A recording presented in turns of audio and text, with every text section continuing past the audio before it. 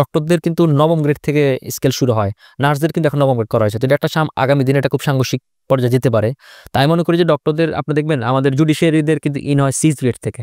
তাই মনে করি ডক্টরদের এই স্পেশালিস্ট সেবাটা এটা আলাদা একটা কাউন্সিল করে পিএসসির অধীনে রাখুক চাকরিটা, কিন্তু এটা আলাদা একটা কাউন্সিল করে সর্বসম্মতিক্রমে এটাকে আলাদা একটা কাউন্সিল যেটা ইন্ডিয়াতে আছে, তো এইভাবে করে আপনি এটাকে মানে আলাদা স্পেশাল ক্যাটাগরিতে আপনি এটাকে নিয়োগ দেওয়া উচিত। স্বাস্থ্য যে সবার বিনামূল্যে পাওয়া উচিত, একটা রাষ্ট্রের নাগরিককে রাষ্ট্র সার্ভ করা উচিত, এটা রাষ্ট্রকে ফিল করে কিনা বা আমাদের পলিটিক্যাল পার্টিগুলো ফিল করে কিনা সেটা যেমন প্রশ্নের মানে জায়গা রাখে, এবং তারা এটা নিয়ে ভাবে কিনা। বেসরকারি মেডিকেল কলেজগুলো দেখা গেছে যেগুলো কোনো ধরনের মনিটরিং ছাড়া মানে রাজনৈতিক প্রভাবের ভাবে ব্যবসায়িকদের মানে প্রভাবের কারণে অনেকগুলো অনুমোদন পেয়ে যায় এবং সেগুলাই বেশিরভাগ মানেন। আমি মনে করি যে এই জাতীয় প্রতিষ্ঠানগুলোকে সর্ট আউট করে কিছু প্রতিষ্ঠানকে আপনার মানে বন্ধ করা উচিত। যে লোকটি এফিশিয়েন্ট রাষ্ট্রের জন্য সম্পদ হতে পারে তাকে আপনি পাঠিয়ে রেখেছেন রাঙ্গামাটি বান্দরবান, এবং যে লোকটা ওই জয় বাংলা স্লোগান দিলে কিংবা সাচিবের অফিসে মুড়ি পার্টি করলেই মানে তার পদোন্নতি হয়ে যাচ্ছে, সে প্রিন্সিপাল হয়ে যাচ্ছে, ডিপার্টমেন্ট হেড হয়ে যাচ্ছে এবং সে ঠিকভাবে তার কর্মক্ষেত্র অ্যাক্টিভ না, তাকে আপনি নিয়ে আসে বসায় রাখতেছেন। সব বিএফি রুগীরা মানে ধরেন এমপি, মন্ত্রী, সচিব, বড় বড় ব্যবসায়ীরা তারা কিন্তু ধরেন হাসি কাশি দিলে বিদেশ চলে যায়। হ্যাঁ, তো এক্ষেত্রে তাদেরকেও আমি মনে করি যে ধরেন রাষ্ট্র যদি ইনশিওর করতে পারে, আমি সবার শুরুতে যেটা বললাম যে আমাদের সুপার স্পেশালিস্ট যে হসপিটালগুলো কিংবা টারশিয়ারি লেভেল হসপিটালগুলো সেগুলো থাকবে ওই ধরনের ট্রিটমেন্টের জন্যই। এটা যদি তারা এখানে ইনশিওর করতে পারে তাহলে মানুষ অনেক বেশি আস্থাবান। প্রিয় দর্শক, মেডি ভয়েসের বিশেষ আয়োজনে স্বাগত জানাচ্ছি আবু মনির। আজকে আমরা স্বাস্থ্য খাত সংস্কার কমিশনের যে প্রতিবেদন, সেই প্রতিবেদন এর উপর আলোচনা করতে চাই। নানান দিক নিয়ে আমরা সঙ্গতির কথা বলছি না, কিন্তু এখানে যে প্রত্যাশিত বিষয়গুলো মানুষের রাষ্ট্রের নাগরিকদের থাকে, এই বিষয়গুলো কিভাবে এসেছে এবং রাষ্ট্র এই বিষয়গুলো কিভাবে প্রত্যাশাগুলো পূরণ করবে, এর নানান দিকগুলো নিয়ে আলোচনা করতে চাই। আলোচনার জন্য আমাদের স্টুডিওতে উপস্থিত আছেন অ্যাক্টিভিস্ট ও তরুণ রাজনৈতিক বিশ্লেষক ডাক্তার রাকিব আল হাসান। রাকিব, আপনাকে আমাদের স্টুডিওতে স্বাগত জানাচ্ছি। আপনাকে ধন্যবাদ আপনাদের সুন্দর আয়োজনে আমাকে আমাদের জানানোর জন্য। আমরা আপনি একজন তরুণ চিকিৎসক এবং দেশে বিদেশে নানান মানে বিভিন্ন অঙ্গনে আপনি স্বাস্থ্য খাত এবং সমসাময়িক যে বিষয়গুলো আছে এই বিষয়গুলো নিয়ে কথা বলার চেষ্টা করেন, সংগতি অসঙ্গতিগুলো তুলে ধরার চেষ্টা করেন এবং সমাধানের জন্য আপনাদের তরফ থেকে পরামর্শ থাকে, আপনার তরফ থেকে পরামর্শ থাকে। তো স্বাস্থ্য খাত যে সংস্কার প্রতিবেদন, সেই সংস্কার প্রতিবেদনের মধ্যে একজন তরুণ চিকিৎসক হিসেবে আপনি আসলে মানে কি মনে করেন যে তরুণদের প্রত্যাশাগুলো পূরণ হয়েছে কিনা বা কতটুকু পূরণ হয়েছে? জি, আপনাকে ধন্যবাদ। দেখুন, আমাদের এই সংস্কারের যে ৬টি মূল কমিশন গঠন হয়েছে তার মধ্যে একটি অন্যতম হচ্ছে স্বাস্থ্য খাত সংস্কারের যেটি। তো স্বাস্থ্য খাত সংস্কারের এখন পর্যন্ত প্রত্যেকটি কমিশনই কিন্তু আপনার দেখুন তারা কিন্তু প্রতিবেদন জমা দিয়েছে। আমরা কিন্তু এখনো জানি না যে এসব প্রতিবেদনগুলো শেষ পর্যন্ত কারা কতটুকু ঐক্যমতে আসবে, কতটুকু গৃহীত হবে এবং কতটুকু বাস্তবায়িত হবে, এবং বাস্তবায়নের জায়গাটা সবচেয়ে বেশি যেহেতু এগুলো করা হচ্ছে যেহেতু নেক্সট ইলেক্টেড গভর্নমেন্ট বা নেক্সট বাংলাদেশে যারা দেশ রাষ্ট্র পরিচালনা করবে তাদের কথা মাথায় রেখে বা তাদেরও সদিচ্ছার এখানে অনেক বিষয় জড়িত রয়েছে। তো একজন চিকিৎসক হিসেবে কিংবা মানে একজন সাধারণ নেটিজেন হিসেবেও আমি যেটা দেখি সেটা হচ্ছে ধরুন এখানে প্রত্যেকটা জিনিসের ধরুন পুরোপুরি বাস্তবায়িত হয়নি আমার কাছে মনে হয়, আমার কিছুটা আংশিক বাস্তবায়িত মনে হয়েছে। ধরুন আমি যদি যে সংস্কার কমিটির যে টিমের কথা বলি, সেখানেও দেখুন আপনি একজন স্টুডেন্টকে রাখা হয়েছে, এখানে নানা স্তরের চিকিৎসা অঙ্গনের বিভিন্ন স্বনামধন্য ব্যক্তিও রয়েছেন, কিন্তু এখানে ধরুন আমি কিন্তু দেখিনি যে এখানে একজন প্রান্তিক লেভেলের একজন চিকিৎসক যিনি উপজেলা স্বাস্থ্য কমপ্লেক্সে কিংবা ইউনিয়ন পর্যায়ে যিনি চিকিৎসা দিচ্ছেন কিংবা ডিস্ট্রিক্ট লেভেলে চিকিৎসা দিচ্ছেন তাদের প্রতিনিধিরা কিন্তু এখানে নাই। তো সুতরাং আমি কিন্তু বুঝতে পারতেছি না যে ধরেন এটা কি মানে তাদের এই দুর্ভোগের কথা কিংবা তাদের যেটা তারা ফেস করছে সেটা কতটুকু এখানে তুলে আনা হয়েছে বা কতটুকু শেষ পর্যন্ত তুলে ধরা সম্ভব হয়েছে সেটা নিয়ে আমি খুব কনফিউজড। তো সুতরাং আমার কাছে মনে হয় যে ধরুন আরো অনেক বিষয় এখানে আছে, আপনার পরবর্তী আলোচনার সাথে সে প্রসঙ্গগুলো আসবে, কিন্তু এখন পর্যন্ত আমার কাছে মানে এই টিম বা এই কোঅর্ডিনেশনটাই আমার কাছে পুরোপুরি মানে পারফেক্ট মনে হয়নি। আচ্ছা, তারা যে কার্যক্রমগুলো চালিয়েছেন সুপারিশমালা গ্রহণের আগে তারা কিন্তু বিভিন্ন অংশীজনদের সঙ্গে বসেছেন, এর মধ্যে তারা কিন্তু মিটিং করতে গিয়ে তারা বিভাগীয় পর্যন্ত গিয়েছেন এবং ওখানে স্থানীয় পর্যায়ে যে স্বাস্থ্য খাত যেভাবে চলছে এই বিষয়গুলো যারা স্বাস্থ্য খাত সংশ্লিষ্ট যারা আছেন তাদের নানান দিক থেকে পরামর্শ কিন্তু তারা নিয়েছেন, এই বিষয়গুলো এখানে কিন্তু আছে, খাই কিন্তু পেয়েছে। আচ্ছা, পরামর্শ তো সব জায়গায় সবসময় নেওয়া হয়, কিন্তু দেখুন এখন পরামর্শ শেষ পর্যন্ত কতটুকু রাখা হয় এবং কতটুকু রাখা হবে সেটা তো ব্যক্তির সদিচ্ছা কিংবা ওই টিমের সদিচ্ছা কিংবা ধরুন এখানে যারা মানে কাজ করেছেন, আমি আসলে জানি না এখানে কারা কতটুকু একেবারে প্রান্তিক লেভেল পর্যন্ত কাজ করেছেন, কতটুকু রিসার্চের সাথে জড়িত, কিংবা তারা বাংলাদেশের এই জাতীয় সমস্যাগুলো শুধুমাত্র চিকিৎসকের কাছ থেকে না, ধরুন আমি চিকিৎসক হয়েও যদি আমি যখন অসুস্থ হয়ে বা আমার ফ্যামিলি মেম্বার কারোর জন্য যদি আমি অন্য ডক্টরের কাছে শরণাপন্ন হই কিংবা চিকিৎসার জন্য অন্য কারো কাছে আমি নির্ভরশীল হই, তখন আমি যে সমস্যাগুলো ফেস করি সেই সমস্যাগুলো কি তারা সেটা কি সেখানে উল্লেখ করেছেন কিনা, কিংবা তারা সেটা কতটুকু উপলব্ধি করতে পেরেছেন, তাদের এই পরবর্তী সংস্কার কমিটির যে সুপারিশমালা সেগুলো পড়ে আমার কাছে পুরোপুরি মনে হয়নি। সংস্কার কমিশনের যে প্রতিবেদনগুলো দিয়েছেন তারা ইতিবাচক অনেকগুলোই, আর কিছু সংযোজন হওয়ার দাবি যদি উঠে বা আসে তাহলে সেই বিষয়গুলো রাষ্ট্র নতুন করে ভাবতে পারে, সংযোজনের সুযোগ আছে। এটা তো চূড়ান্ত কোনো কিছু আসলে না। ওনারা একটা স্টাডি করেছেন, রাস্তার সংকটগুলো তারা তুলে ধরেছেন এবং সংকটগুলো অনেক দিন ধরেই চলমান যেগুলো ছিল সেই বিষয়গুলো তারা নিয়েছেন। স্বাস্থ্য এবং শিক্ষা, সেবা এবং শিক্ষা দুটো থেকে তারা বিবেচনায় নিয়েছেন, প্রশাসনের বিষয়গুলো তারা বিবেচনায় নিয়েছেন, পদোন্নতির বিষয়গুলো তারা বিবেচনায় নিয়েছেন। এখান থেকে যদি কোনো রকমের অসঙ্গতি থাকে তো সেই বিষয়গুলো যারা বিশ্লেষক আছেন তারা কথা বলবেন। আমরা মনে করি কোনো সমাধানে পৌঁছা খুব সহজ হবে বলে আমাদের কাছে মনে হয়। 5 আগস্টের আগে স্বাস্থ্য খাত শুধু না, বিভিন্ন দিক থেকে একটা অসন্তুষ্টি ছিল। পরবর্তী সময় যখন একটা পরিবর্তন আসলো তখন দেখবেন যে নানান অংশীজন কিন্তু রাস্তায় নামছে তাদের অধিকার নিয়ে, তাদের দাবি দেওয়া নিয়ে। অর্থাৎ আমি যদি সামারাইজ করতে যাই তাহলে হচ্ছে স্বাস্থ্য খাত নিয়ে এদেশের মানুষের অনেক অসন্তুষ্টি ছিল। সেবা প্রাপ্তি, তারপরে হচ্ছে ডায়াগনোসিস থেকে শুরু করে নানান কিছুতে একটা অসন্তুষ্টি তাদের ছিল। সংস্কার কমিশন যে সুপারিশমালা, সেই সুপারিশমালা কি আপনি মনে করেন যে এই জনপ্রত্যাশাগুলো, তাদের যে চাওয়াগুলো, যে ক্ষোভগুলো প্রশমনের ক্ষেত্রে এই প্রতিবেদন কাজে দেবে কিনা বা কাজে লাগবে কিনা? আচ্ছা, প্রতিবেদন তো সব আসলে সব যে কোনো প্রতিবেদন খুব সুন্দর সুন্দর কথাবার্তা লেখা থাকে। তো এখানেও দেখুন এরকম সবার এই সব সমস্যাগুলো ওরা তুলে আনার চেষ্টা করেছে। তো এখন ব্যাপারটা হচ্ছে ধরেন এগুলো তো মানে আমাদের রাষ্ট্রের অন্যান্য স্টেক হোল্ডারদের একমত হতে হবে, পলিটিক্যাল পার্টিগুলো একমত হতে হবে, যেহেতু সর্বশেষ কিন্তু পলিটিক্যাল পার্টির কাছে যাচ্ছে। তার চেয়ে বড় কথা হচ্ছে ধরুন এই ইলেকশন পরবর্তী সময় যে সরকার আসবে বা বাংলাদেশের পরবর্তী যে মানে সরকারগুলো আসতে থাকবে আর কি, তো তারা কতটুকু পালন করবে, তাদের ফার্স্ট প্রায়োরিটিতে স্বাস্থ্য থাকবে কিনা, বা তারা স্বাস্থ্যখাতকে কীভাবে দেখতে চায়, বা স্বাস্থ্যটাকে তারা কতটুকু প্রয়োজনীয় মনে করে। তো সেটার আসলে তো অনেক লং টার্মের বিষয়, বাট ইমিডিয়েট শর্ট টার্মে যতটুকু প্রস্তাব এসেছে মোটা সবগুলোই তারা তুলে আনার চেষ্টা করেছে। এবং আমরা সব তো আসলে হবে না একদিনে, দিনে দিনে, বাট যদি এটা সদিচ্ছার উপর নির্ভর করে ধরেন ধাপে ধাপে প্রত্যেকটি সংস্কার বাস্তবায়ন করার চেষ্টা করে এবং বাংলাদেশকে একটা ওয়ার্ল্ড স্ট্যান্ডার্ড, মোটামুটি থাকে ওয়ার্ল্ড স্ট্যান্ডার্ড একটা হেলথ ফ্যাসিলিটিজে যদি সেবা প্রদানকারী দেশ হিসেবে উন্নতি করতে চায়, তাহলে মনে করি যে মানুষের ধীরে ধীরে কষ্ট লাঘব হতে শুরু করবে। আচ্ছা, এখানে আমি একটু আপনাকে স্পেসিফাই করি। আমরা আসলে দেখেছি যে রোগীদের যে সেবা প্রাপ্তির ক্ষেত্রে তারা অনেক সময় দেখা যায় যে দীর্ঘসূত্রিতার মধ্যে পড়ে যায়, অনেক দীর্ঘ লাইনে দাঁড়ায় থাকা লাগে। তারপরে হচ্ছে একটা চিকিৎসক একটা রোগীর চিকিৎসা করা থেকে তার আর্থিক যে একটা মানে সঙ্গতি, এটা অনেক অনেক ক্ষেত্রে উনি খুব দুর্ভোগের মধ্যে পড়ে যান। আবার অনেক সময় ভুল চিকিৎসা তারা বলতে চান, তো ভুল চিকিৎসার বিষয় তো আপেক্ষিক বিষয়, চিকিৎসক সংশ্লিষ্ট কোনো ব্যক্তি এটা নির্ধারণ করবেন। অর্থাৎ সেবা পেতে গিয়ে একজন রোগীকে নানাবিধ একেবারে অর্থ খরচ থেকে শুরু করে নানাবিধ সংকটের মধ্যে দিয়ে যেতে হয়। মানে এটার কোনো সমাধান আসলে এখানে? আচ্ছা, সমস্যাগুলো আগে বলি আমি আপনাকে একটু। ধরুন বাংলাদেশের টোটাল মানে WHO যে উন্নয়নশীল দেশগুলো রয়েছে, বাংলাদেশ তো উন্নয়নশীল দেশ, তো উন্নয়নশীল দেশের মিনিমাম টোটাল জিডিপি 5% থাকার কথা, কিন্তু বাংলাদেশে গত 20 বছর ধরে সেটি লেস দেন 1%, মানে 1%-এর কম। এই মুহূর্তে সম্ভবত 0.74%, আমি যদি ভুল না করে থাকি। তো এটা খুবই অপ্রতুল এবং বাংলাদেশের টোটাল স্বাস্থ্য ব্যয়ের একজন ব্যক্তির টোটাল স্বাস্থ্য ব্যয়ের 73% তার নিজের পকেট থেকে যায়। এবং সেটা কভার করার জন্য প্রতি বছর আমাদের 50 থেকে 60 লক্ষ নতুন মানুষ দারিদ্র্যের সীমার নিচে নেমে চলে যায়। তো এটা আমাদের দেশের জন্য একটা প্রচুর অশনি সংকেত। আমরা এটার খুব একটা বড় বাস্তবায়ন মানে একটা প্রতিফলন দেখেছিলাম কোভিড সময়ে আমাদের সামনে এটা খুব জোরালোভাবে দেখা দেয়। পরবর্তী সময় আমরা যখন ডেটাগুলো একটু বিশ্লেষণ করে দেখি, 2022 সালে সম্ভবত 61 লক্ষ এক বছরে, 23-এ 50 লক্ষর অধিক, 24-এর ডেটা এখন আমরা পাইনি। তো এটা কিন্তু সরকারকে কমাইতে হবে।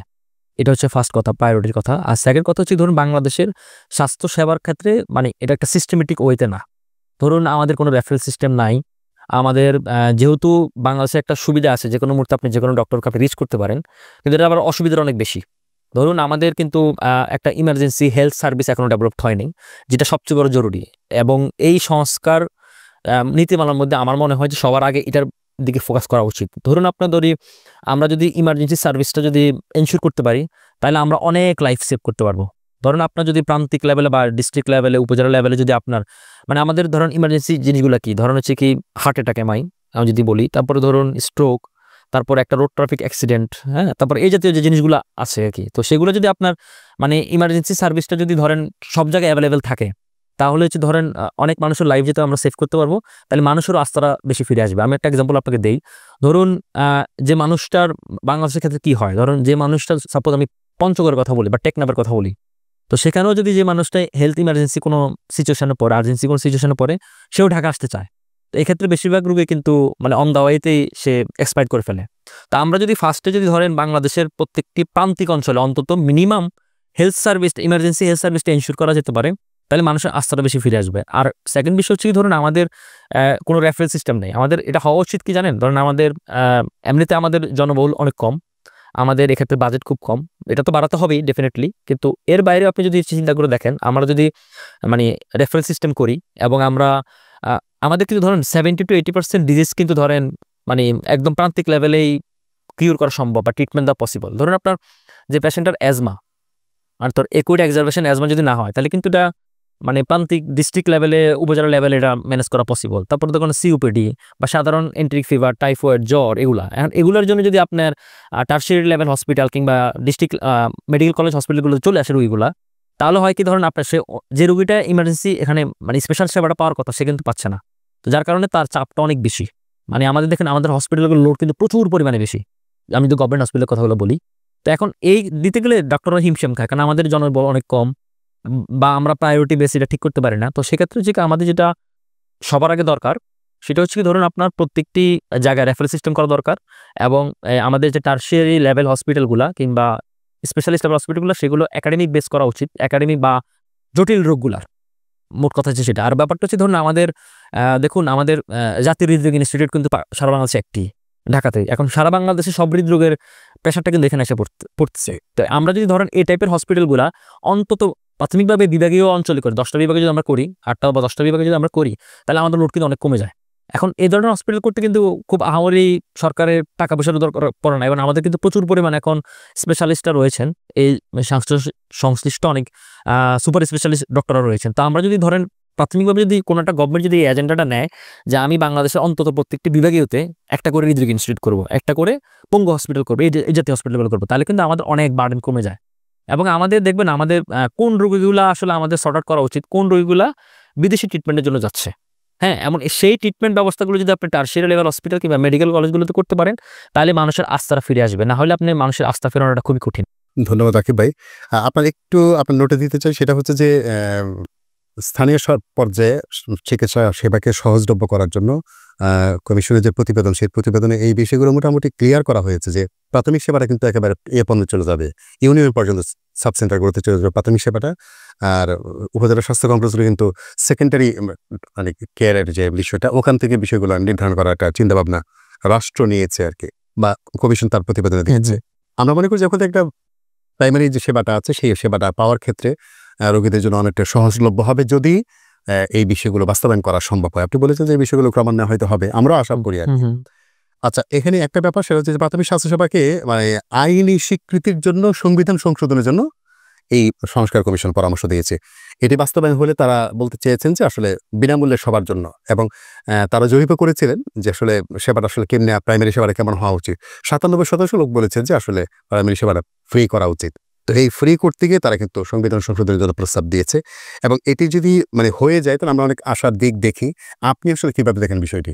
আচ্ছা, দেখুন আমাদের স্বাস্থ্য কিন্তু একটা মৌলিক অধিকার, হ্যাঁ, কিন্তু আমাদের পলিটিক্যাল দলগুলা কিন্তু সেটাকে মৌলিক অধিকার মনে করে কিনা সেটা নিয়ে আমি খুব কনফিউজড।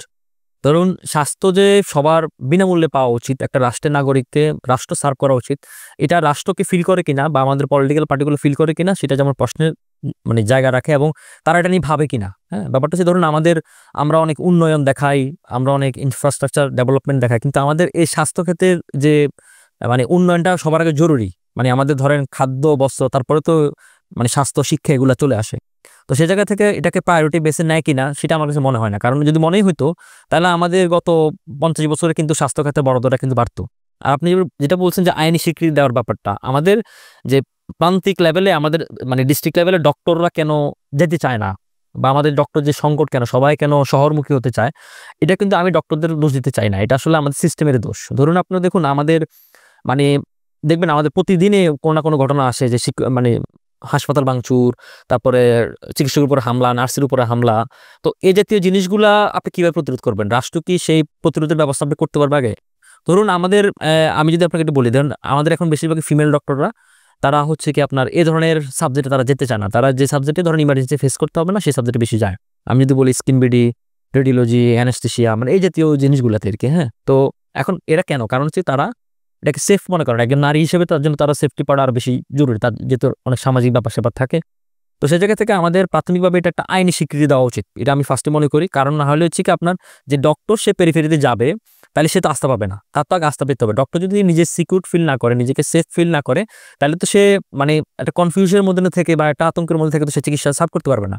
এটা হচ্ছে ১ নম্বর কথা জরুরি। আর সেকেন্ড কথা হচ্ছে যদি আপনি ধরেন আইনি প্রক্রিয়া এটা যদি করে ফেলেন, তারপরে আমাদের ধরেন আমি আরেকটা জিনিস একটু আপনার সাথে যোগ করতে চাই। এটাতে অনেকে হয়তো অন্য ডক্টর আমার সাথে দ্বিমত করবেন। আমি মনে করি যে ধরুন আমাদের স্বাস্থ্য খাত যেটা, এটাকে সার্বজনীন স্বীকৃতি দিয়ে এটাকে আলাদা একটা কাউন্সিল করা উচিত। মানে এটাকে ধরেন প্রথাগত ট্রেডিশনাল সরকারি চাকরি বলে কিংবা সুপারিশ করা হয়েছে। হ্যাঁ, এটা অনেক ডক্টর আমি দেখেছি যখন এর আগে সুপারিশ করা ছিল তারা অনেক প্রতিবাদ জানিয়েছিল। বাট আমি মনে করি যে এটা আলাদা করা উচিত। কারণ পৃথিবীর আপনি অনেক দেশে দেখবেন এটা একেবারে আলাদা। আমাদের জুডিশিয়ারি সিস্টেম যেরকম আলাদা, হ্যাঁ? এখন আপনি বলতে পারেন এটা পিএসসির অধীনে থাকবে হয়তো আপনার চাকরিটা, কিংবা এটা টোটালি আলাদা করা উচিত। আমার ক্ষেত্রে এখানে আমি আর ৩টা জিনিস আপনাকে বলব। ধরুন হচ্ছে কি আমাদের যে ম্যানেজমেন্টের যে দুর্বলতা এবং আমাদের যে লোকবল ঘাটতি, আমাদের প্রচুর পরিমাণ শুধু ডক্টর সংকট নয়, আমাদের কিন্তু আপনি দেখবেন নার্স সংকট রয়েছে, আমাদের টেকনিশিয়ান সংকট রয়েছে, আমাদের ওয়ার্ড বয় সংকট রয়েছে এবং আমাদের ডক্টরদের প্রতি যে পরিমাণ প্রেশার হয়, তো মানে সে চাইলে তো এখন একজন ডক্টর যদি প্রতিদিন মানে ম্যাক্সিমাম ওয়ার্ল্ড স্ট্যান্ডার্ড বলে ১০ জন, আমরা যদি আমাদের বাস্তবতায় ১৫ থেকে ২০ জন বা ২৫ জনও ধরে নিই, তো আমাদের কিন্তু অন্য ডক্টর দেখা যায় যে ডেইলি ৬০ জন ৭০ জন, মানে গভর্নমেন্ট প্র্যাকটিসের কথা বলতেছি, প্রাইভেট প্র্যাকটিস বাদে আমি দিলাম, ৬০ জন ৭০ জন ১০০ জন রোগীও দেখতে হয়। তো এটা তার জন্য একটা বিশাল বার্ডেন না? তো আমাদের কিন্তু এরকম বেড হিসাব করে আমাদের ডক্টর মানে ফিক্সড করা উচিত। একই সাথে ডক্টরের সাথে নার্স, ওয়ার্ড বয়, টেকনিশিয়ান সবই দেওয়া উচিত। না হলে আপনি এটা কিভাবে ইনশিওর করবেন? আমাদের এখানে এগুলো বলা হয়েছে, কিন্তু এগুলো রোড ম্যাপটা খুব স্পষ্ট না। এটা আমি মনে করি যে ধরেন যখন এগুলো নিয়ে সংলাপ হবে, আলোচনা হবে, পলিটিক্যাল পার্টি সহকারে আমাদের অন্যান্য স্টেক হোল্ডাররা এই রোড ম্যাপটা অন্তত ক্লিয়ার করবেন। আচ্ছা, এই কমিশন তাদের সুপারিশ তৈরি করার আগে ড্যাব, এনডিএফ থেকে শুরু করে এনসিপির যে চিকিৎসক উইং আছে তাদের অনেকের সাথে পরামর্শ করেন। তারা কিন্তু লিখিত প্রস্তাব, তারাও কিন্তু সব বেশ কিছু পরামর্শ দিয়েছেন। এগুলোর আসলে একটা সমন্বিত একটা রূপ বলা যায় স্বাস্থ্য সংরক্ষণ কমিশনের যে ইয়েটা আর কি। সুতরাং রাজনৈতিক দলগুলো যদি সদিচ্ছা থাকে তাহলে হচ্ছে তারা এখান থেকে এটি বাস্তবায়নের জন্য উদ্যোগী হবেন, কারণ এগুলো অধিকাংশ তাদেরই দেয়া। রাইট। এবং আকরাম হোসেন স্যার আসছিলেন, স্বাস্থ্য সংস্কার কমিশনের অন্যতম সদস্য অধ্যাপক সৈয়দ আকরাম হোসেন। উনি এই বিষয়গুলো বলেছেন যে আমরা আসলে এখানে আমাদের নিজেদের মতের প্রতিফলন কম ঘটানোর চেষ্টা করেছি। বিভিন্ন অংশজনদের সঙ্গে কথা বলেছি, বিভাগীয় পর্যায়ে, জেলা পর্যায়ে, মেডিকেল কলেজগুলোতে তারা গিয়েছেন এবং অনেকগুলো প্রোগ্রাম মিটিং তারা করেছেন বিভিন্ন জনদের সাথে। এর মধ্যে তাদের অনেকের কাছে পরামর্শ চেয়েছেন এবং তাদের ওয়েবসাইটে বিষয়টা উন্মুক্তই ছিল যে আপনারা যার যা পরামর্শ আছেন প্রাণ খুলে দেন, তারা সবাই কিন্তু দিয়েছে, এখান থেকে তারা নিয়েছেন। আচ্ছা, আমরা মনে করি যে এখানে একটা সমাধানের একটা বা জাতির জন্য, রাষ্ট্রের জন্য একটা সন্তুষ্ট হওয়ার মতো কিছু একটা হয়তো আসা সম্ভব এবং রাজনৈতিক দলগুলো এখানে কিছুটা কমিটেড থাকবেন যেহেতু তাদের পরামর্শগুলো এখানে সংযুক্ত হয়েছে। আমরা পরের প্রসঙ্গে যাচ্ছি। কমিশনের যে সুপারিশমালা, এই সুপারিশমালার মধ্যে অত্যাবশ্যকীয় ওষুধগুলোর তালিকা হালনাগাদ করার পাশাপাশি ওষুধ প্রাপ্তির যে মানে সুযোগটা বা সহজলভ্যতাটা এই ব্যাপারে সুপারিশ করা হয়েছে।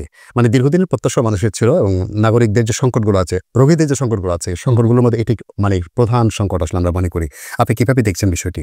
হ্যাঁ, এটা তো ডেফিনেটলি একটা ভালো উদ্যোগ। আপনি দেখুন আমাদের কিন্তু মানে যে কেউ চাইলে যে কোনো ওষুধ কিনতে পারে এবং আমাদের এটা নিয়ে কোনো মনিটরিং হয় না আমাদের ফার্মাসিগুলোতে। তো আমাদের যে জিনিসগুলা আমরা কিন্তু মানে আমাদের ডক্টররা বা যে ফার্মাসিউটিক্যাল কোম্পানিগুলো, ফার্মাসিস্ট, এটা কিন্তু অনেক কনফারেন্স সেমিনার করে আসতেছে যে অ্যান্টিবায়োটিকের ফলে আমাদের কি মানে আমাদের মৃত্যু ঝুঁকি বাড়তেছে, মানে অনেক ধরনের সমস্যা মানে আমরা ফেস করতেছি বা এগুলো নিয়ে বলা হচ্ছে, কিন্তু এগুলো নিয়ে সরকারের কোনো তৎপরতা আমরা দেখতেছিলাম না। তো এখন এটাকে রাষ্ট্রীয় আইন করা উচিত, আসলে আইন করা উচিত। ধরুন আপনার মানে একেবারে মানে যেগুলো একেবারে নর্মাল ড্রাগ, এগুলোর বাইরে ছাড়া আপনি কোনো ওষুধ প্রেসক্রিপশন ছাড়া কিনতে পারবেন না। তো এটার জন্য ধরুন সরকার সেই লেভেলে মনিটরিং করা উচিত। যেটা ধরুন আমরা ডক্টররা চাইলে প্রেসক্রিপগুলো, আমরা তো প্রেসক্রিপশন ছাড়া কিছু দেই না। তো সেই জায়গা থেকে ধরেন এটা রোগী যেখান থেকে ওষুধটা নিবে, ফার্মাসি বা এই জাতীয় যে সহজলভ্যতা, সেই জায়গাটা একটু কঠিন করা উচিত আমি মনে করি। এবং কারণ হচ্ছে না হলে দেখবেন আপনার এই কারণে ধরুন আপনার মানে ভুল চিকিৎসার কথা আসতেছে বারবার, বা মানুষের দেখবেন ওভারডোজের সমস্যা বেশি আসতেছে। তো এই জাতীয় সমস্যাগুলো মানুষ তখন সরাসরি ডক্টরকে ব্লেম করে।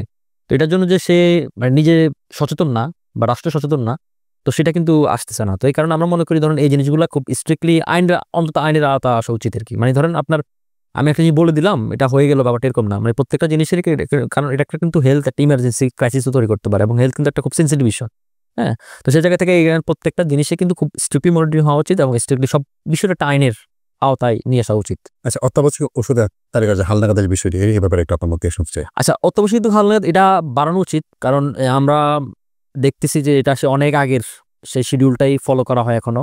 তো মানে যে মানে এখানে অভিযোগ আছে যে অনাবশ্যক যে জিনিসগুলো ওষুধগুলো সেগুলো এখানে সংযোজন হয়ে আছে, হ্যাঁ আবার অত্যাবশ্যক অনেক ওষুধ এখানে যুক্ত হওয়ার দাবি রাখা যেতে হয় না। সেটা সেটা সেটা অনেক আগে হালনাগাদ করা হয়নি, সেটা আসলে ভেরিফাই মানে অনেক দিন থেকে এটা আপডেট করা হয়নি, এটা অনেক আগে থেকে চলতেছে। তো আমাদের মানে দেখা উচিত সার্ভের মাধ্যমে তো নিশ্চয়ই সব আছে যে কোন রোগীগুলো বেশি আসতেছে, আমাদের কোন ওষুধগুলা বেশি বেশি প্রয়োজনে লাগতেছে। তো সেটা সার্ভে করেই এটা অবশ্যই হালনাগাদ করা উচিত, এবং আমি মনে করি যে রাষ্ট্রের এখানে যথেষ্ট পরিমাণ আরো বেশি বরাদ্দ দেওয়া উচিত, না হলে এটা কভার করা পসিবল হবে না। কমিশন সুপারিশগুলোর মধ্যে একটা বেশ অনেকটুকু জায়গা ধরে শূন্য পদগুলো পূরণের ব্যাপারে সুপারিশ করা হয়েছে। আসলে এটা কি কমিশন এখানে তার রিপোর্টের মাধ্যমে এটা সুপারিশ করা লাগবে? রাষ্ট্রের আসলে দায়বদ্ধতার কোন জায়গায়? ডেফিনেটলি এটা রাষ্ট্রের দায়বদ্ধতা রয়েছে। শুধুমাত্র এখানে ডক্টরদের মানে শূন্য পদের কথা বলা হচ্ছে। আমি তো আপনাকে আগেই বলেছিলাম যে আমাদের মধ্যে শুধুমাত্র স্বাস্থ্যকর্মী বলতে কিন্তু শুধু ডাক্তার না, ধরেন আমাদের কিন্তু এখানে নার্স বলেন, টেকনিশিয়ান বলেন, ওয়ার্ড বয় বলেন, ইভেন ওখানকার সিকিউরিটি পিয়ন সে কিন্তু এটার সাথে জড়িত, যে ক্লিনার সে এটার সাথে জড়িত। তো আমাদের এখানে প্রত্যেকটা কিন্তু ধরেন লোকবল নিয়োগ দেওয়া উচিত, না হলে ধরুন আমার দেখা গেল যে আমি এরকমও দেখেছি যে আপনার মানে ডক্টর ট্রিটমেন্ট করতে যাচ্ছে বা ইমার্জেন্সি একটা ইসিজি করতে যাচ্ছে, ইসিজি করার জন্য মেশিন পাচ্ছে না, কিংবা টেকনিশিয়ান পাচ্ছে না, হ্যাঁ, কিংবা ওই যে আপনার হচ্ছে কি জেলটা লাগাবে সে লোক পাচ্ছে না। তো এই জিনিসগুলো তো ইনশিওর করা উচিত, কারণ সব তো ডক্টরের কাজ করার কথা না, তাই না? বা আপনার ল্যাবে আপনার দেখা যাচ্ছে রিয়েজেন্ট পাচ্ছে না, টেস্ট টিউব পাচ্ছে না অনেক জায়গায়।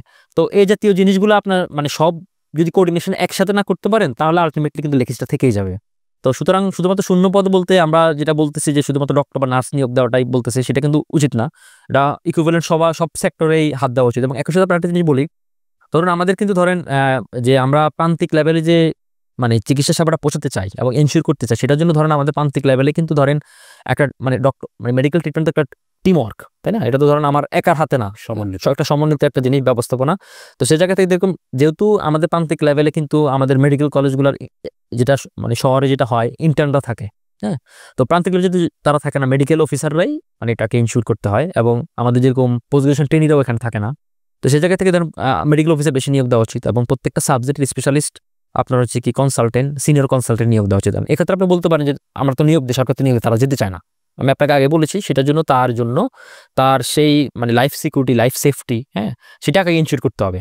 আপনার ধরেন তাকে একটা গর্জিয়াস স্যালারি ব্যবস্থা করতে হবে, যেটা মানে সাধারণ চাকরির গ্রেডের বাইরে থেকে করা উচিত আমি মনে করি। কারণ ধরুন আপনার স্বাভাবিক সে চেষ্টা করবে যে সে শহর অঞ্চলের দিকে থাকতে, তার চেম্বার প্র্যাকটিস, প্রাইভেট প্র্যাকটিস ভালো হয়, তো সে কেন পেরিফেরিতে যাবে? তো তাকে আপনি সেই ইনশিওরটা করতে হবে আগে।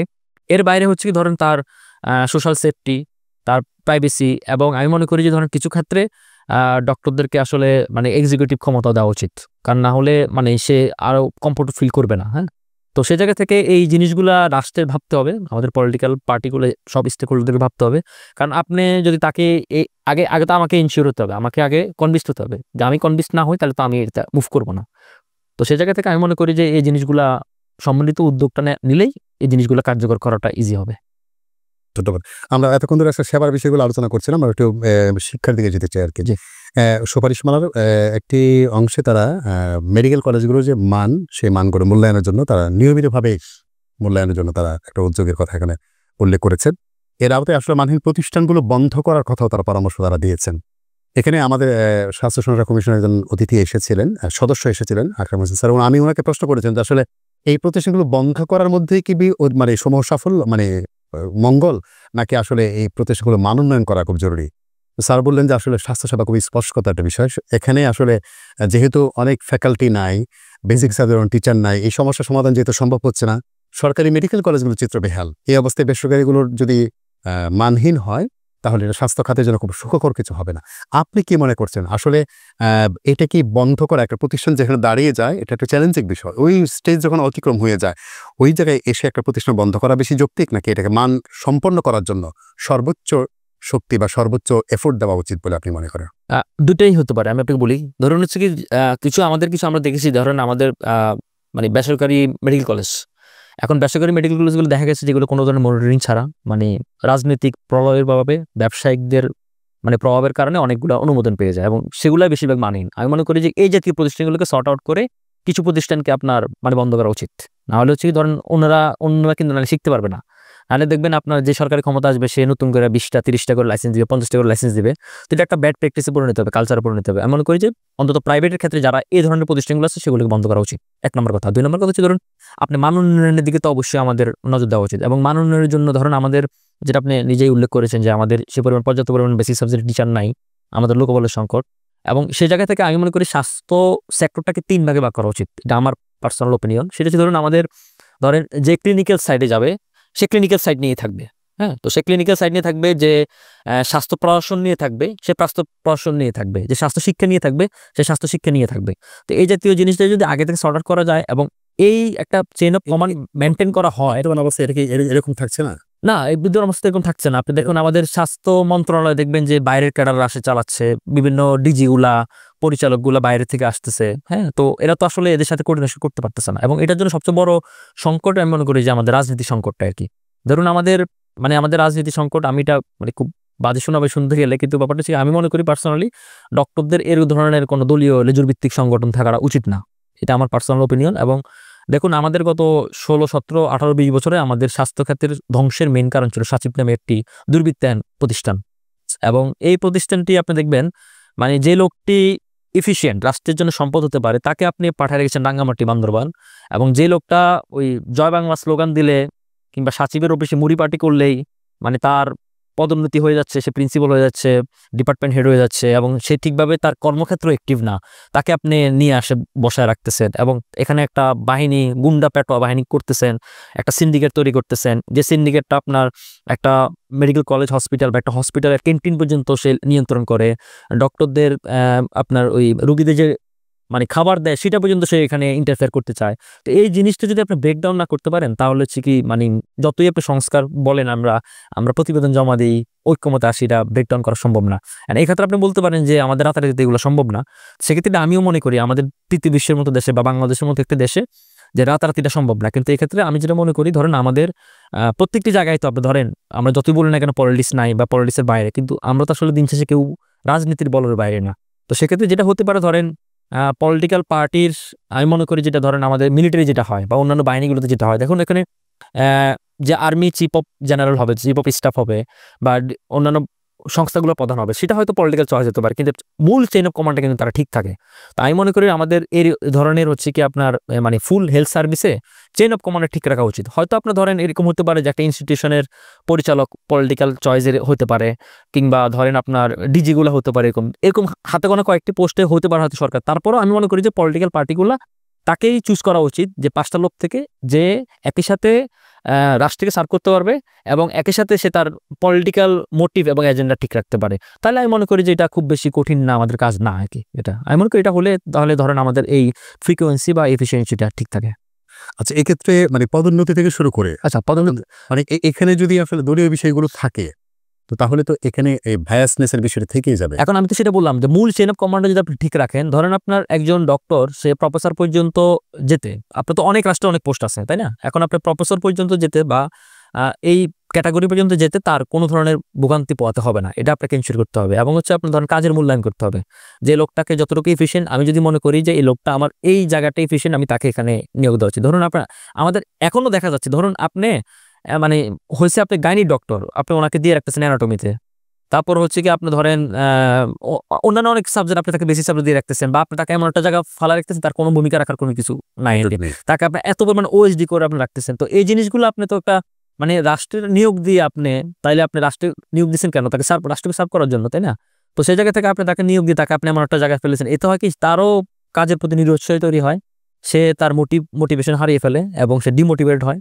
তো এটা মনে করি ধরেন রাষ্ট্রে যখন আপনার পিছনে, রাষ্ট্রে কিন্তু অনেক ইনভেস্টমেন্ট আমার আপনার উপরে, মানে আমরা যারা এই সেক্টরে আছি এবং যারা বিশেষ করে মানে সার্ভিসে আছেন, তো সেই জায়গা থেকে আপনি তো রাষ্ট্রকে মানে মানে ধোঁকা দিচ্ছেন, মানে জনগণকে ধোঁকা দিচ্ছেন তাই না। কারণ আমি মনে করি যে লোকটা এখানে আসছে সেই লোকটা সার্ভ করার জন্য আসছে, এবং আপনি তার এফিসিয়েন্সি মূল্যায়ন করেন এবং তার ওয়ার্ক জিনিসটা মূল্যায়ন করেন, তার কাজের দক্ষতা মূল্যায়ন করে এমন করে তাকে প্রমোশন দেওয়া হচ্ছে। এগুলো কোনো প্রমোশন আটকা রাখার আমি পক্ষপাতী না।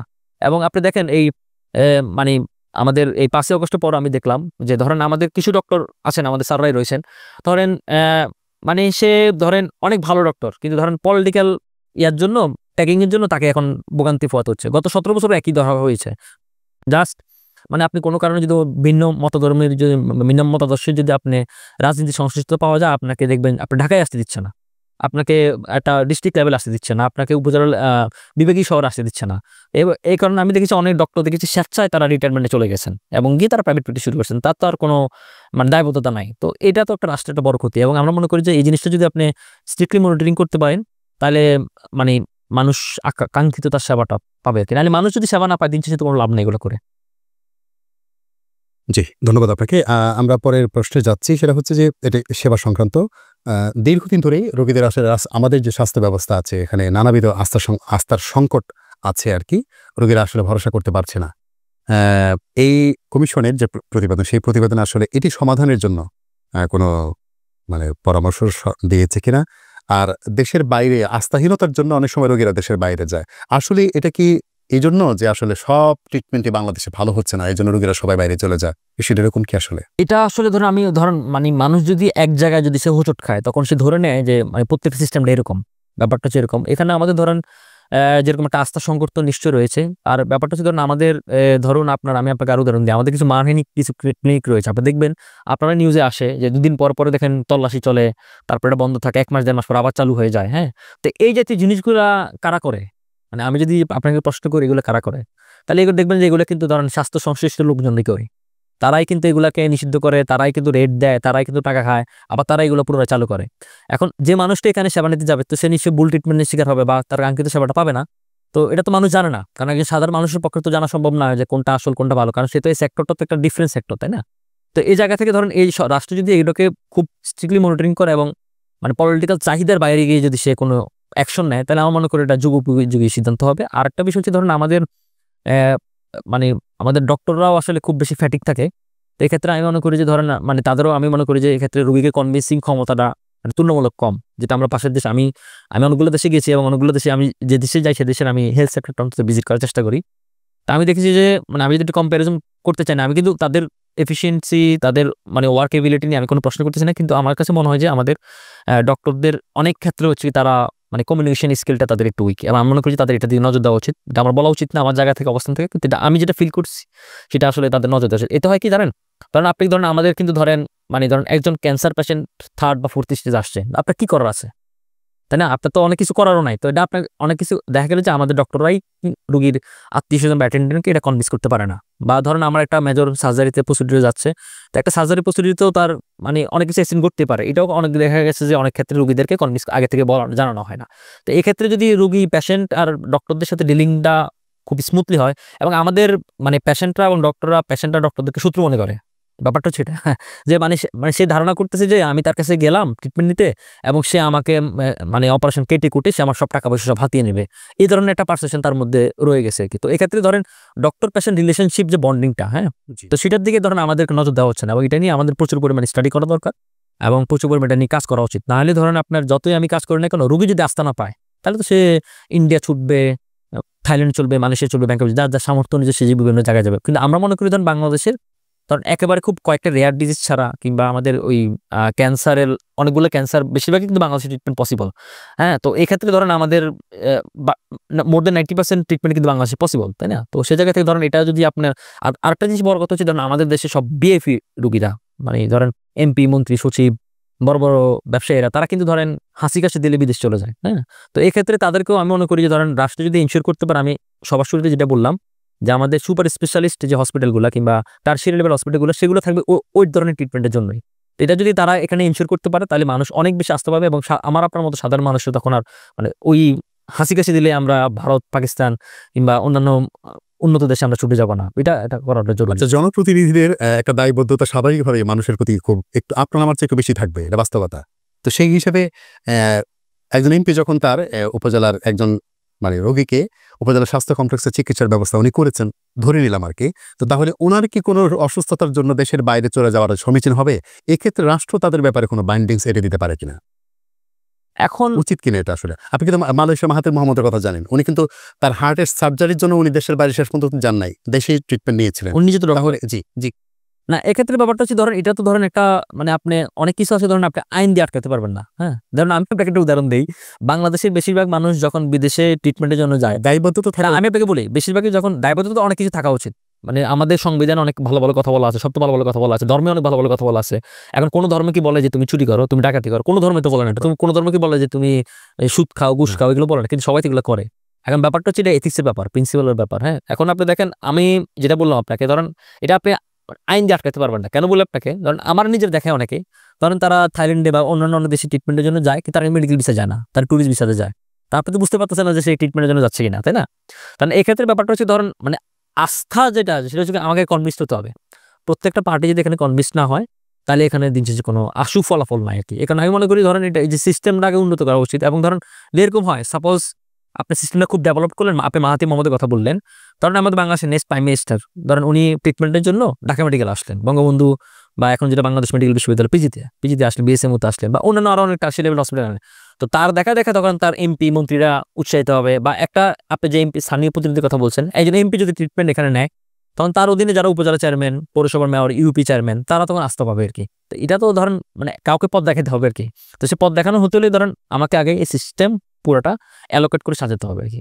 চিকিৎসা ক্যাডারদের পদোন্নতি এবং ইন্টার্ন পোস্ট গ্রাজুয়েট চিকিৎসকদের বেতন ভাতা এবং কর্মস্থলের চিকিৎসকদের নিরাপত্তা, এই বিষয়গুলো নিয়ে সুনির্দিষ্টভাবেই কমিশনের রিপোর্টে বলা হয়েছে। তো এইটার যে বিদ্যমান পরিস্থিতি এবং তাদের যে পরামর্শ, এই বিষয়ে আপনার মূল্যায়ন শুনবো। আচ্ছা, আমার মূল্যায়ন হচ্ছে কি, আমি তো আপনাকে কথার মধ্যে সবগুলো চলে আসছে, আমি তারপর একটু সামারি করি। সেই সামারিটা হচ্ছে, ধরুন আমার কথা হচ্ছে কি, আগে সেফটি নিশ্চিত করতে হবে। এটা হচ্ছে ফার্স্ট কারণ। হচ্ছে কি, আমাদের বেশিরভাগ ডক্টররা, বিশেষ করে ফিমেল ডক্টররা, তারা তাদের কর্মস্থলকে সেফ মনে করে না। হ্যাঁ, বিশেষ করে এই কারণেই ধরেন আপনি দেখবেন তারা প্রান্তিক জায়গায় যেতে পারে না, তার সোশ্যাল সেফটি, তার সোশ্যাল প্রাইভেসি, হ্যাঁ, সামাজিক জননিরাপত্তা যেটা বলি আমরা, হ্যাঁ। তো এগুলো আপনি নিশ্চিত করতে হবে, এবং তাকে একটা ওই বেতন ভাতাটা খুব সন্তুষ্ট পর্যায়ে না। এবং আমাদের কিন্তু ধরেন প্রাইভেট হসপিটাল, আমাদের কিন্তু সব কিন্তু ডক্টর কিন্তু গভর্নমেন্ট হসপিটাল না। আপনি জানেন, মানে রেগুলার বেসিসের মধ্যে খুব অল্প ডক্টর মানে ইন করতে পারে, স্পেশাল বিসিএস ছাড়া। তো আমাদের যারা প্রাইভেট ডক্টর, প্রাইভেট হসপিটাল চাকরি করে, এটার কিন্তু নির্দিষ্ট কোনো বেতন কাঠামো নাই। আমি ফেসবুকে বিভিন্ন গ্রুপে দেখি, ডক্টরদের গ্রুপে দেখি 10,000 টাকায়, 15,000 টাকায় মেডিকেল অফিসার। মানে এটা খুবই দুঃখজনক।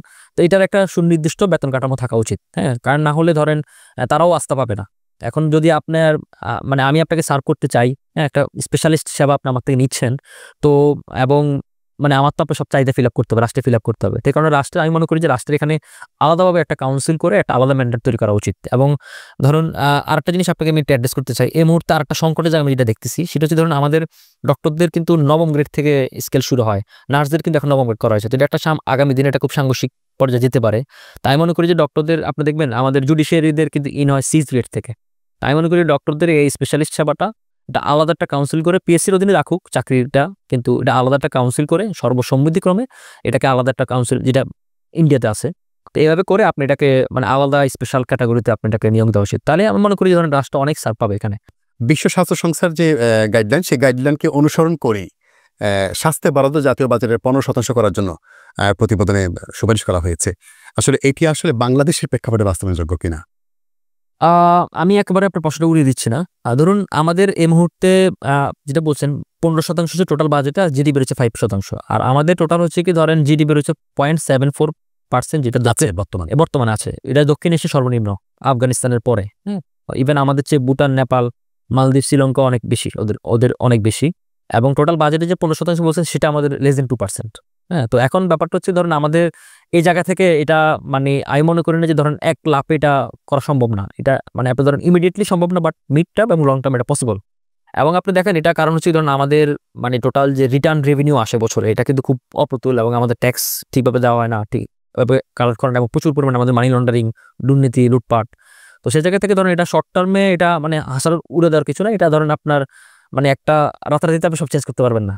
তো সুতরাং এখানে আমার মনে হয় যে ধরেন এটা আপনাকে ধাপে ধাপে আপনার বিভিন্ন জিনিসকে ফোকাস করে আগানো উচিত, এবং প্রতি বাজেটে এটা কমানো বাড়ানো উচিত। কারণ হচ্ছে ধরুন আমাদের তো এমনি প্রতি বছর প্রায় 1 থেকে 2 লক্ষ কোটি টাকা, 2 লক্ষ কোটি টাকা বাজেট ঘাটতি থাকে। তো সে জায়গা থেকে ধরেন আবার এই কারণে মনে করি যে ধাপে ধাপে এটা বাড়ানো উচিত, এবং একসাথে অনেকে দেখা গেল যেটা 15% বলে পলিটিক্যাল পার্টিগুলো বা অন্যান্য স্টেকহোল্ডারকে একেবারে নাকচ করে দিল। এটা না করে বরং এটাকে ধাপে ধাপে ক্রমান্বয়ে এটা বাড়ানো উচিত। এবং এটা আস্তে ধীরে, এটা খুব চ্যালেঞ্জিং, বাট এটা আমরা রাজনীতি সদিচ্ছা থাকলে, আমি আপনাকে যেটা বললাম, অল ওভার হলিস্টিক অ্যাপ্রোচে কোঅর্ডিনেশনটা থাকলে তাহলে এটা পসিবল, লং টার্মে পসিবল, এবং লং টার্মে এটা মাথা রেখে আমাদের করতে হবে। আমাদের হচ্ছে উপজেলা স্বাস্থ্য কমপ্লেক্স থেকে শুরু করে সরকারি প্রতিষ্ঠানগুলোতে মানে পদ শূন্যতা কিন্তু মোটামুটি অনেক, সম্ভবত 40% কাছাকাছি। পরিস্থিতি এরকম, এবং আমাদেরকে স্বাস্থ্যের বরাদ্দের একটা অংশ চলে যাচ্ছে। মানে ফেরত চলে যাচ্ছে আর কি। তো এই অবস্থায় যদি নিয়োগগুলো এনশিওর করা হয় এবং এই টাকাগুলো যদি এখানে মানে নিশ্চিতভাবে দেওয়া যায়, উন্নয়ন বাজারের আওতায় যদি দেওয়া যায়, তো তাহলেও তো আমাদের স্বাভাবিকভাবে যে বাজেট আছে সেই বাজেট ফেরত যাওয়ার কথা না। আপনি কিভাবে দেখেন বিষয়টা আসলে? হ্যাঁ, ডেফিনেটলি আমরা প্রতি বছরই দেখি কিন্তু রিপোর্টে। আমরা যখন ধরেন হসপিটালে যাই বা আমরা নিজেরাও যখন ফেস করি, আজকে এই মেশিন নষ্ট, কালকে এই মেশিন নষ্ট, এটা নাই এবং একবার নষ্ট এটার খবর থাকে না, তাই না? তো এখন এগুলো তো প্রত্যেকটা জিনিসের তো একটা মানে মেয়াদ আছে। ৩ মাস সার্ভিসিং সিস্টেম আছে। এখন আমাদের যারা দেয় তারা মনে করে যে আজীবনের জন্য। এখন এই জিনিসটা কিন্তু ৩ মাস ৬ মাস পর রিপেয়ার বা অনেক সার্ভিসিং এর কষ্ট আছে। তো এটা ৩ মাস পর আমি মনে করি এটাকে রিভিউ করা উচিত। আর যেটাগুলো ফেরত যায়, যেটাগুলো আসে এর মধ্যে হাজার কোটি টাকা দুর্নীতি। যেটাগুলো ফেরত যায় এগুলোকে অ্যালোকেট করা উচিত।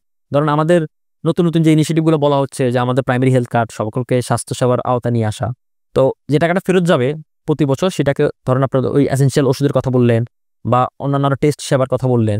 তো এগুলাকে মানে ভাগ করে অ্যালোকেট করা উচিত। এখন এটা যদি আপনি শুধুমাত্র অন্যান্য স্বাস্থ্যটাকে যদি ধরেন অন্য বাকি মন্ত্রণালয়গুলোর মতো দেখা হয়, তাহলে আপনি এটাকে ওভারকাম করতে পারবেন না। এটাকে স্বাস্থ্যটাকে আলাদাভাবে ডিল করতে হবে।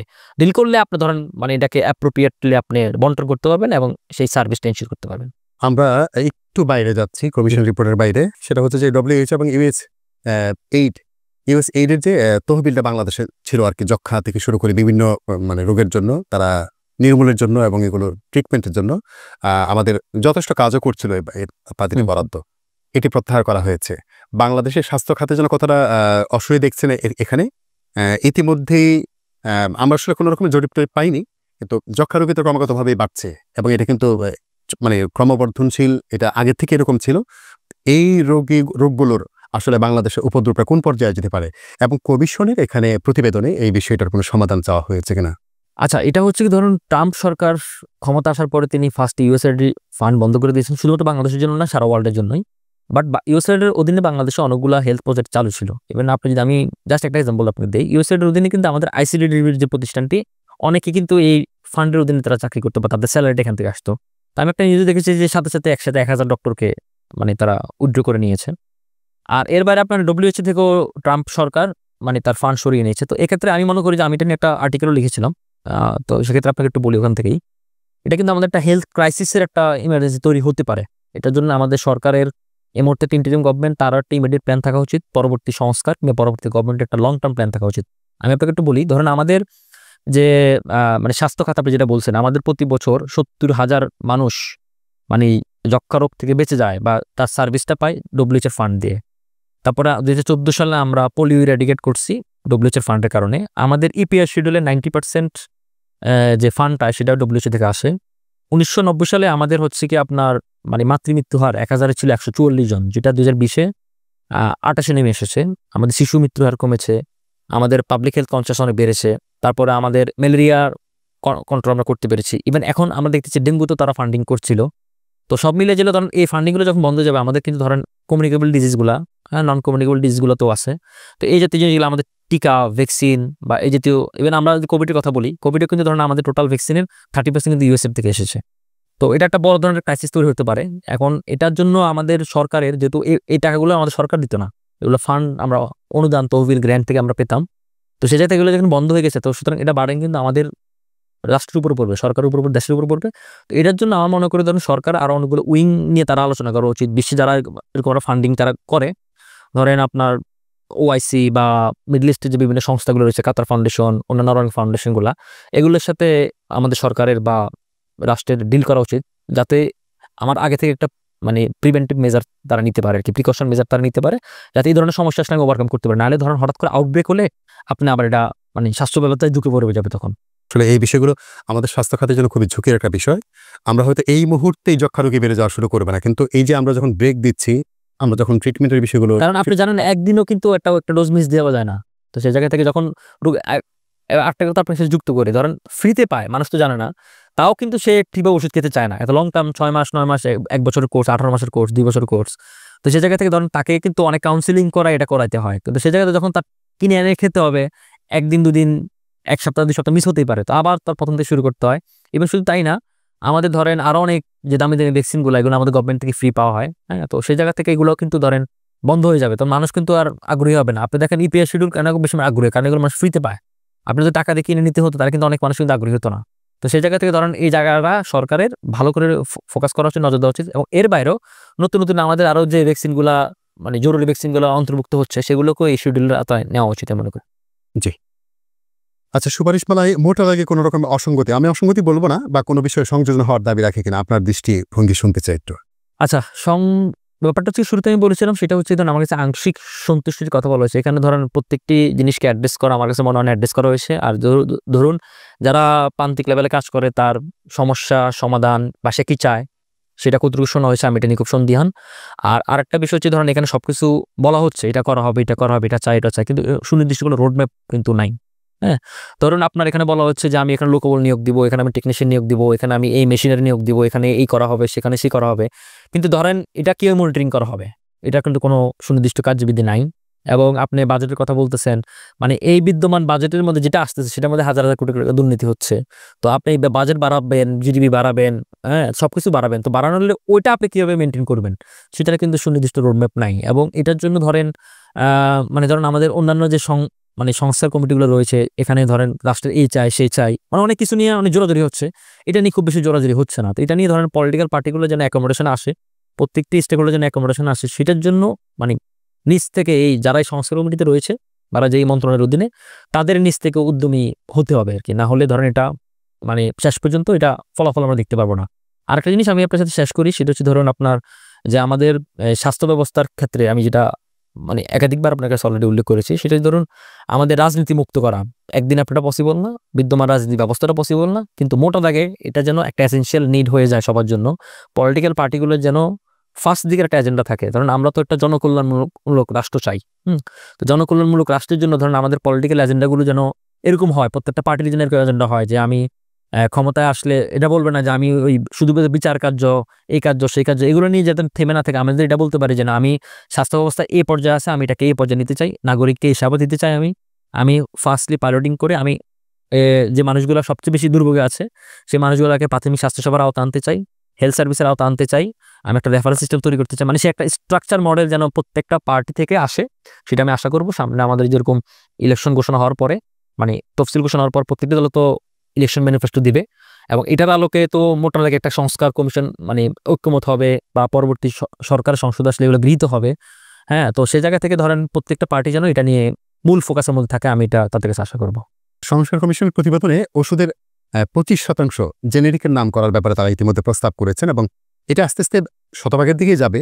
তো ফার্মেসিগুলোতে এখন যে অনভিজ্ঞ লোকজন আছে, মানে ফার্মেসিতে মানে একটা মডেল ফার্মেসি হওয়ার একটা রাষ্ট্রের পরিকল্পনা ছিল, সেই পরিকল্পনার মধ্যে এখনো আছে, কিন্তু মডেল ফার্মেসিতে হয়ে ওঠেনি। মডেল ফার্মেসি হয়ে ওঠার জন্য ফার্মেসি কাউন্সিল থেকে তাদের যে ডিগ্রিগুলো ধারণ করা, A category, B category, C category, একজন অন্তত ন্যূনতম একজন মেডিকেল টেকনিশিয়ান এখানে থাকবে, এই বিষয়গুলো কিন্তু এখনো নিশ্চিত হয়নি। ফলে তারা আসলে এই জেনেরিকের নামটা মেনটেন করতে গিয়ে কোনো একটা বিড়ম্বনায় পড়বে কিনা, রাষ্ট্র আরো কোনো ঝুঁকির মধ্যে পড়বে কিনা।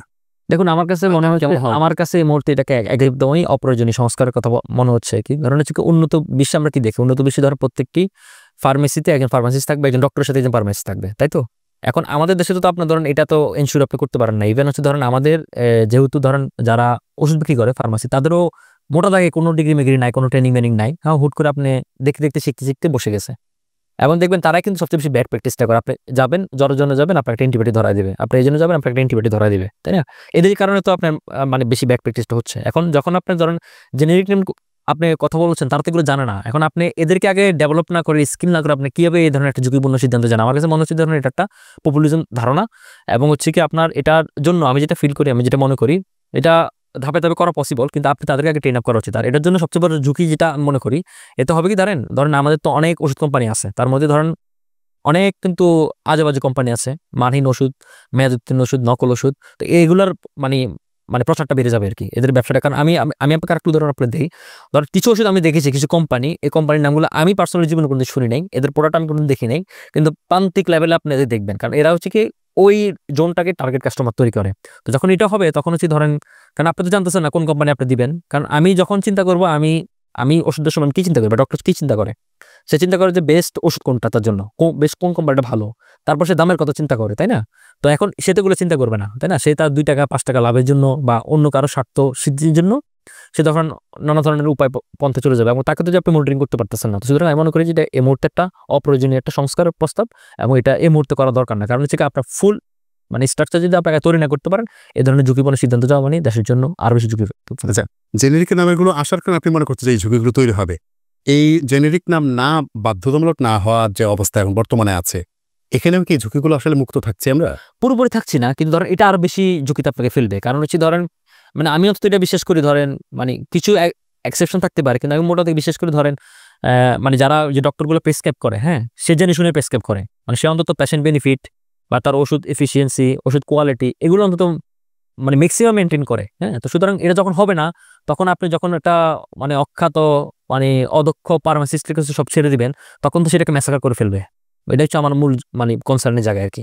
মানে এখন যে আমি 100% দায়ভার নিচ্ছি না ঝুঁকি মুক্ত, কিন্তু এখন মোটামুটি এটা চলে। কিন্তু ধরেন আপনি যখন এটা করে ফেলবেন, এই রিস্কের একটা সিদ্ধান্ত নিয়ে ফেলবেন, তখন ধরেন মানে অনেক চক্র এখানে এসে হাজির হবে। কারণ আপনার তো নানা চক্র আপনি মেনটেন করতে পারতেছেন না, ব্রেকডাউন করতে পারতেছেন না। তাহলে আপনি মানে যে আপনাকে, আমি তো লিখলাম, লেখার দায়িত্ব আমার বা আমি প্রেসক্রাইব করার দায়িত্ব আমার, ওষুধটা দেয় কিন্তু তারা। আচ্ছা, তাই না? তো এখন সে যখন আপনাকে একটা ভেজাল ওষুধ দিয়ে দিবে, মেয়াদ উত্তীর্ণ ওষুধ দিয়ে দিবে, নকল ওষুধ দিয়ে দিবে, ভুয়া ওষুধ দিয়ে দিবে, ওষুধ দিয়ে দিবে, তখন এটা দায়ভার তো আমি নিতে পারবো না, তাই না? কারণ আমরা দেখেছি, আপনারাও নিজেরাও জানবেন হয়তো, মানে একই গ্রুপের ড্রাগের ওষুধ, ধরেন ভালো কোম্পানি একরকম কাজ করে, যেগুলো প্রসিদ্ধ মানে কনভিন্সড হওয়ার মতো, আর যেগুলো একটু আজেবাজে কোম্পানি, যেগুলো আমরা শুনি এইসব ওষুধ কাজ করে না। হ্যাঁ, তো সুতরাং এখানে তো একটা বড় ধরনের ডিফারেন্স, নানা ধরনের স্টাডি তো আসছে। তো সুতরাং এটা আরো আপনাকে অনেক বড় ধরনের ঝুঁকিতে ফেলে দেবে। সুতরাং আমি মনে করি যেটা এই মুহূর্তে এটা করা উচিত না। আচ্ছা, আপনার এই পরামর্শ আমার মনে হয় যে এক ভাবনার ব্যাপার। রাষ্ট্র বা কর্তৃপক্ষ যারা আছেন তারা হয়তো ভাবনায় নেবেন, এবং এই পরামর্শগুলো আমাদের প্ল্যাটফর্ম থেকে আমরা দেওয়ার চেষ্টা করছি, এই জন্য যে আসলে একটা সঠিক সিদ্ধান্তের জন্য রাষ্ট্র স্বাস্থ্য খাতের জন্য, মানুষের কল্যাণের জন্য যারা পৌঁছাতে পারে। জি রাকিব ভাই, আপনাকে অসংখ্য ধন্যবাদ জানাচ্ছি। কষ্ট করে আমাদের স্মৃতি উপস্থিত হয়েছেন এবং আজকের কমিশনের প্রতিবেদনের উপর যে আমাদের যে পর্যালোচনামূলক আলোচনা, সেখানে আপনি আপনার তরুণ প্রতিনিধি হিসাবে চিকিৎসকদের আপনার পর্যবেক্ষণে মূল্যায়ন তুলে ধরেছেন। আপনাকে আবারও ধন্যবাদ জানাই। জি, আপনাকেও ধন্যবাদ আমাকে আমন্ত্রণ জানানো, এবং এটা খুব ব্যতিক্রমধর্মী আয়োজন। আমি আশা করব যে আপনারা নিজেদের জায়গা থেকে আপনারা যে কাজটা করছেন মেডিভয়েস, এবং আপনারা মানুষের সচেতনতা বৃদ্ধি এবং বাংলাদেশের হেলথ সিস্টেমটাকে স্ট্রাকচারাল ডেভেলপ করার জন্য আপনারা যে উদ্যমী প্রচারণা চালিয়ে যাচ্ছেন, আমি আশা করব যে আপনারা এটা কন্টিনিউ করবেন এবং আরো জোর গতিতে করবেন, এবং প্রত্যেকটি স্টেক হোল্ডারদের সাথে আপনারা বসে আপনারাও যেন একটা গুরুত্বপূর্ণ পার্ট হয়ে ওঠেন, আমি আশা করব। ধন্যবাদ আপনাকে। প্রিয় দর্শক, দেখতে দেখতে অনুষ্ঠানের শেষ পর্যায়ে চলে এসেছি। আগামীতে স্বাস্থ্য খাত সংস্কার কমিশন যে প্রতিবেদন, এই প্রতিবেদনের উপর আরো কোনো অনুষ্ঠান আমরা নিয়ে আসার আশা রাখছি, এবং এখানে আপনাদের জন্য বুদ্ধিদীপ্ত এবং পরামর্শমূলক আলোচনা অথবা বিষয়গুলো আপনাকে জানানোর চেষ্টা করবেন আমাদের অতিথিরা। সেই পর্যন্ত সুস্থ থাকবেন, ভালো থাকবেন। সবাইকে ধন্যবাদ জানিয়ে আজকের মতো বিদায় নিচ্ছি। আল্লাহ হাফেজ।